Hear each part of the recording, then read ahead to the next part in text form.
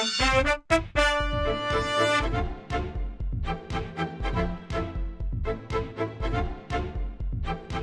name is Anthony Granata. I probably started playing paintball in the early 90s. I played up in Northern California, up by Redding.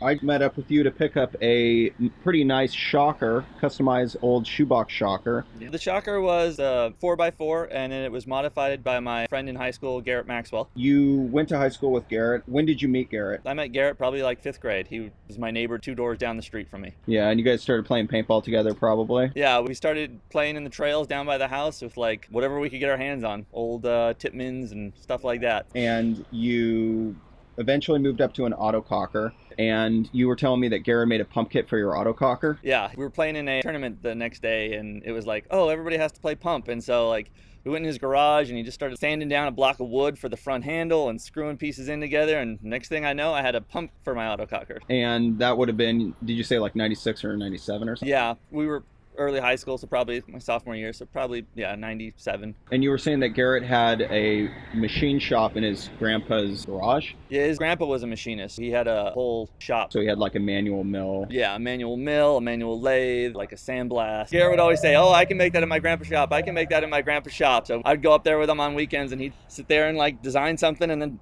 make it on the lathe and then mill it down, and so he would make all sorts of parts. So was that in Cottonwood? The shop was up in Redding. And the field that you guys were playing at the time, you said was in Anderson? Yeah. And you guys also played at WAP? Yeah. And you said for Garett's senior project? Yeah, for Garett's senior project in high school, he made an autococker from scratch. So he took a chunk of metal and took it to the shop and milled it all down and made his own from scratch. So on your shocker, you have a couple of modifications. It looks like you have the tray modified, switched out from the stock one. I bought the shocker new. The shocker was mine. Garett was just working on a project and decided like he was going to make a whole new tray for the shocker. And so he did that, and I don't remember if I bought it off of him or if he gave it to me because he moved to something else. He also made a stock and a drop forward. Yeah. He made a custom front grip for me.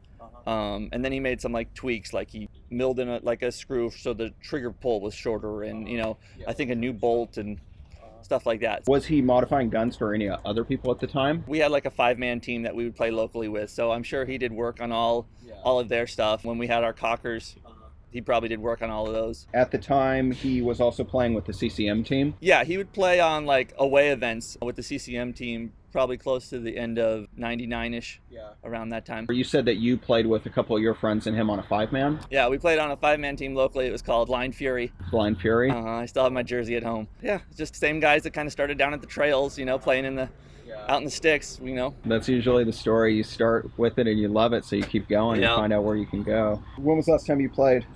Oh gosh, it's probably been like 6 years. I played when I was in Arizona and brought my shocker out, and everybody was like, oh, look at that. And so it was kind of fun to bring it out and play with it again. Yeah, but now you want to get back into SoCal stock. Yeah. Play some pump with us? Yeah, that would be fun. Cool. Awesome.